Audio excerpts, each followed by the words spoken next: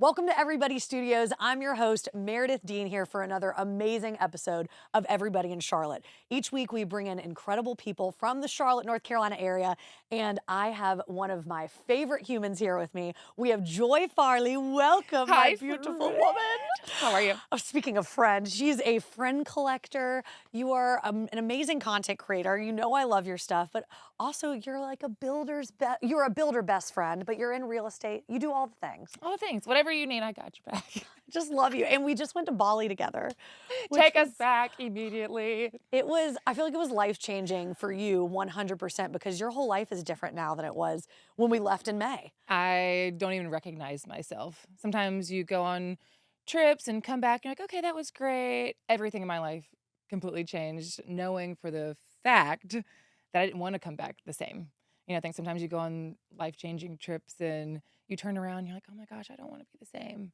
And that's exactly how I felt. And I'm so grateful that one, traveling is amazing. Two, Yes. traveling with friends, even better. And coming back changed for the better is, I couldn't have asked for not just better vacation, but life on the other side has been very exciting. Well, you are the queen of bringing in just the best vibes and you make everyone feel valued. And I even felt, bad even explaining all the different nouns of what you do because you are more about, it's who you are and the way you love people and lift people up. I feel like if there are more joys in the world, there would be more joy in the world. I feel like it's a big name to live up to. Yep. I've always said that, when you have a name like Joy, everyone assumes that you're always happy and you're going to make everybody feel amazing all the time. And then sometimes you have to remind people that you're human as well.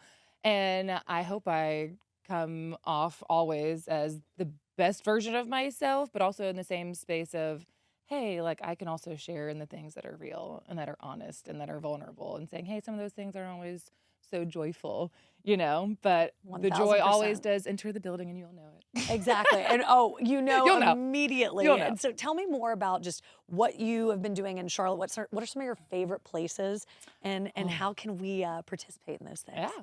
Well, I'm originally from Charlotte. Yes. So for those who are looking for original Charlotteans, it's like catching a purple squirrel or a unicorn or whatever they call us, right? Yep. I grew up off of Central Avenue long before it was super cool and hipster. I had a scholarship to go to private school, and people were like, is that side of Monroe Road safe? And you're like, safe? And now people are like, I live in Plaza Midwood, So it's hilarious being in real estate in Charlotte to simply say, oh, this was not the same. South End was not the same. The West End, West Side was not the same. But one of my most favorite places in Charlotte and always will be, maybe just if I picked one place, it's called the Landmark Diner. Tell me about the Landmark Diner. It's off of Central Avenue, heading away from town. And it's just like a little hole in the wall. It's like an OG favorite.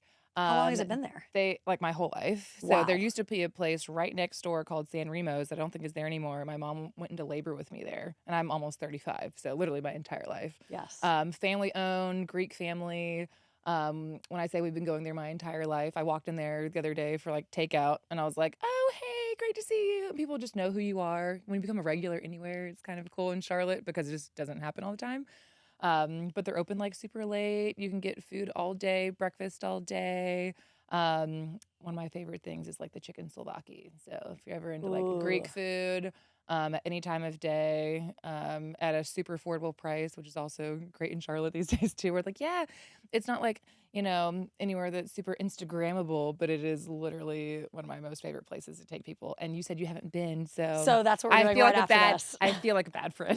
No, if you you're don't know a about the great friend. Landmark, then I kind of feel like I failed you. It's okay. We're spreading the wealth, the knowledge here. Okay, And well, also, we'll go. speaking of spreading the wealth and knowledge, so there's a lot of people that are moving to Charlotte. I mean, it's one of the fastest growing cities right now. Now, how do you feel as a native Charlottean about all these people moving in? And do you feel like it's changing for the better? What are your thoughts? Well, didn't I just tell you I was in real estate, Meredith? Yes, so I that's feel like great. you're the That's right great person for to ask. everybody. It's great for everybody. No pun intended. I think there's a statistic that says that like 150, 200 people move to Charlotte every day, which is insane. If you think about, how COVID changed so many things in terms of how we look at work. If you can work remote, why would you live in LA or, in New York, you're paying a high cost of living. And if you could keep your same salary or whatnot, wherever you might be located and move to Charlotte and have a great quality of life, we have everything that a large city has: professional sports, the arts, accessibility to the beach and the mountains. You're not landlocked anywhere. If you're living like in the middle of Texas, you're like, oh, well, I don't know if I've ever been to the beach or mountains or in a drivable kind of situation. So it's like Charlotte has everything. And they And have Joy and Farley. and we're all here to, spread the love. But I think being from here, you have a completely different view of the city because you've seen so many areas of town change. Because if you had someone who just got here, like, well, tell me about Charlotte. I'm like, well, every part of Charlotte has its own personality. Noda is very different than Cornelius, and people who live at the lake are very different than people who live uptown or in South End or in the West Side or in Plaza Midwood. So I just so cool depending on your personality, your vibe, the things that speak to you, things you like to do, things you don't like to do. Maybe you're like, I don't like the noise, so maybe I'll live, in the burbs, and that might be perfect for you. But someone who loves the accessibility or walkability of uptown might not want to live, Me. 45 minutes from town. I just moved from Ballantyne to, closer to uptown, and it's been life changing because I feel like my whole life is up here now. My friends, things 100%. I like to do, great restaurants, all those things. And so it really just depends on where you are in life. Maybe if you don't have kids or a family, or maybe you do, where you live definitely impacts all of that. There's something for everybody. Literally. And what do you say to people that, I know since I'm from Atlanta, we have some people that will say, well, Charlotte doesn't have its identity yet. What do you say to those people? Because it sounds like, there's so many personalities for each of these And neighborhoods. it's okay to have 12 personalities. I think I There you do. go. Just depends on the time of day when you might catch me. Yeah, there you go. I just think asking people what's important to them might not be a blanket statement. People are like, well, y'all don't have a personality or an identity. I think those things can change, and that's just part of growth and being human, right? Where you're like, hey, I don't want to be just one thing, and I don't want to just be in one box. I know for me, my personality is very much, I like to do a lot of different things. I'm multi-passionate about a lot of different things. So I don't want to be just, the real estate girl or the content creator or the one who loves fashion. Why can't I do all of those things? And so I Mhm. think asking people what's important to them specifically or the things that they do most often or, lights them up might be very different. Maybe if you love the water and your budget can such afford such a thing, then maybe you might find yourself at the lake. Maybe you don't want to be in the mix of things that are uptown and busy and loud, and that might not be your vibe, and that's okay. So when people talk about us not having a personality, I'm like, it's okay not to have. I don't think everything has to have a label or an identity always, because Exactly. we have a little something for everybody, whether it's the sports, the arts, travel, great restaurants, things to do. People who live in a space are like, there's nothing to do around here. I'm like, well, that's not Charlotte. There's always something happening. Mhm. Concerts, artists, people want to have Charlotte on their list because we're a vibe. We Exactly. can't help it. We're a vibe, absolutely. And as you've grown so much in your career and just in the city, what's maybe a piece of advice that you wish you would have had when you were younger that you've just learned in your own journey? Or maybe Mm. it's something that someone told you recently. I would say it's something recently. Mhm. I was just in New York City visiting my little brother who danced for the New York City Ballet for years. He came back to teach their summer intensive. And he had this idea that he shared with the class about, it's called cruciform. I never heard that term necessarily, but in dance, it's being stretched to like the heavens and being grounded where your feet are, and also being stretched, where you take up more space. And I feel like one, I'm 6'1", so I'm not like a small person. And I feel like sometimes we've been kind of conditioned to be like, oh, just like, fit in where you can. And it's like, what would it look like if all of us took up more space in whatever area that we're excellent in? Go make the most noise, go be the best in whatever area that you might find yourself, but to have this strength, but also this groundedness that really spoke to me. I was like, oh, like let the young ones lead them. My baby brother just turned 30, so it's wild to me. Um, but just this posture of, oh, it's okay to be expansive and it's okay to be bigger and it's okay to, take up a lot of space, not just physically, but wherever you might find yourself, to not shrink a little bit smaller to make other people comfortable. Which we tend to And I do a think lot of times as women, yes. yeah, we just tend to kind of make everybody else feel comfortable around us, so we're not, ruffling any feathers. But I think it's so cool when we have the ability to not just be who we are And sometimes that is taking up more space. And sometimes that is using your voice for good or standing up for others or having a ton of fun. One of my friends recently was like, Joy, I feel like you're just naturally effervescent. And I was like, I kind of love that, where it's not just that you're bubbly, but that like, you know, effervescence just takes up a lot of space, and it can't be contained. So I feel like that has really spoken to me of little word of wisdom that if my younger self could know that it's okay to be big and be bold and be brave in some senses, to use your voice for those that might not have one. And then just to use those things for good. I think that's one of the things that I took away from our trip to Bali was that time at the water temple where Sana was like, who was our local guide, amazing human, but we talked about what does it look like to think good thoughts and to speak highly of ourselves and others. I feel like I'm so good about speaking highly of others, but really taking ownership of how I speak to myself and how I will be spoken to, so that we can just simply go do good in the world. So I feel like when you take those three things into account, hey, when I think good thoughts and I speak highly of myself and others, it frees my hands to be big, to be bold, all of those things, so I can simply just go do good. And during that Dean's List Life changing, destination trip, that was changed me forever. the most life-changing moment for Mm. me at that water temple, and hearing Sana talk about that and us going through that ritual together. I Ugh. mean, I will I get never. chills, like, every time I think about just little things in life these days of, like, what is a need that I see that I can meet? There's been so many instances since I got back where I would see something, I'd be like, "No," like, if I thought a better thought and I could do something about it because I told myself or someone else, "Hey, like, what can we do collectively?" And then you could just go do good. The world would look so different if we simply just took those things, those little, because most of our thoughts are negative, So if we say, "Hey, what can I do? What's in my hands? And how do I speak about myself just like I speak highly of you?" There you go. We can just go change the world with that. Exactly. Shaping our own thoughts to then shape the world. And another thing that we had done on that trip to Bali too is that we wanted to do a volunteer activity. Yeah, And Sana was so amazed that a bunch of Americans that came in, we wanted to leave that same country better better. than when we first got there. And so we ended up cleaning up trash just on the way to one of our excursions. And then it inspires other people to also pick up trash in their own Yeah. home, you know? I mean, you look around, I mean, there's something about order Hmm. and beauty that inspires me. You walk into a beautiful space like this studio. It's like, oh, I feel like I could think clearer in here because it's not cluttered and everything has its own space.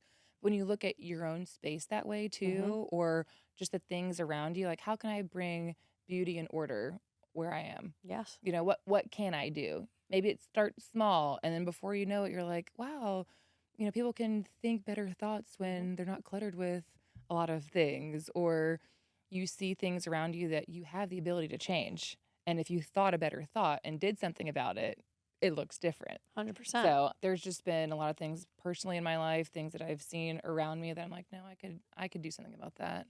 And to walk away being like, because I took my thought captive and I took myself back to standing where we were at that temple and simply say, oh my gosh, like I could go do good in the world by simply just living differently, you know?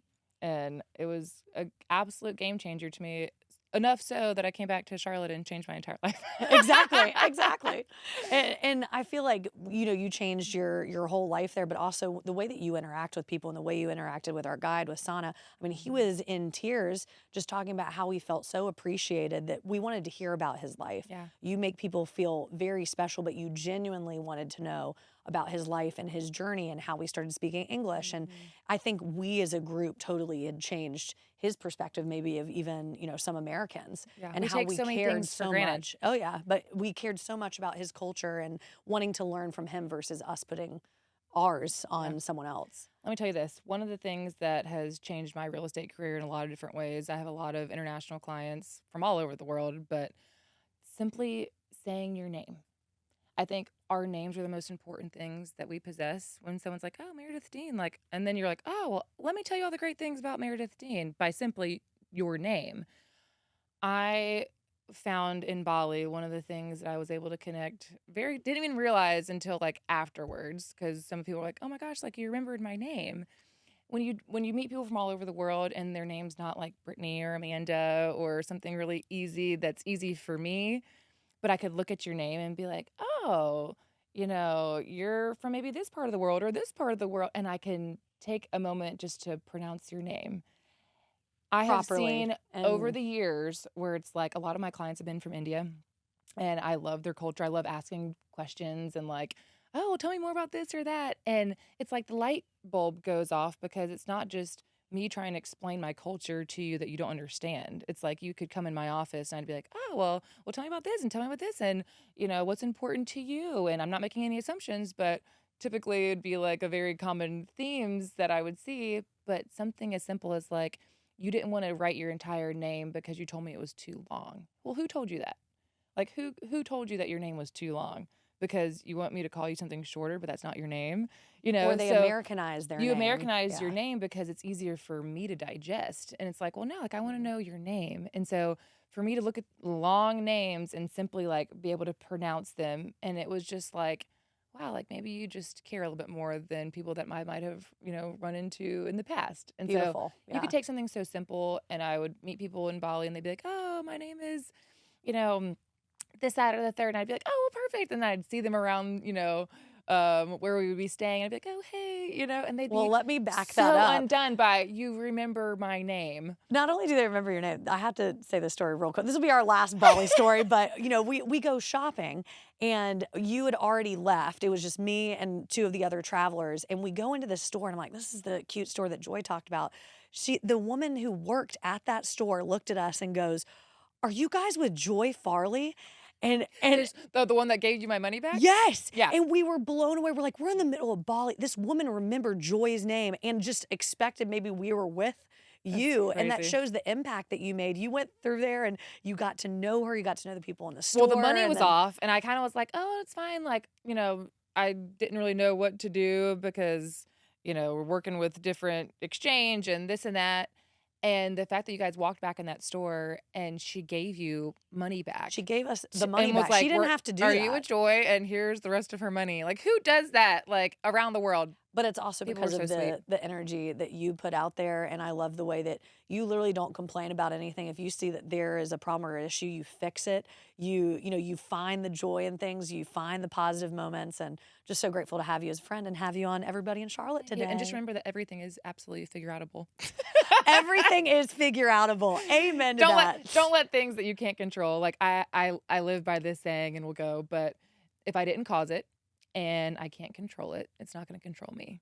So I don't dwell on things for a very long time because if I didn't cause it and I don't control it, it won't control me. Now if I did cause it and there's something I can do about it, then go do better.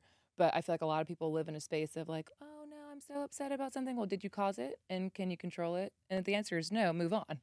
You know? Beautiful. So That's the way to look at it. And then we're going to Morocco next year, so let's cannot go. wait. It's going to be amazing. I can't wait. Well, if y'all want to go check out all of Joy's amazing moments, you can go find her on Instagram at Jump for Joy. Once again, this Pure is joy. Pure Joy. Thank you. Jump for Pure pure joy. joy, not Pure just joy. joy. Jump for pure joy. So make sure that you go find her there. We once again host these episodes every week of incredible people in Charlotte. I'm your host, Meredith Dean, and we will see you next week at Everybody Studios, the best place for you to do your creative projects and podcasts.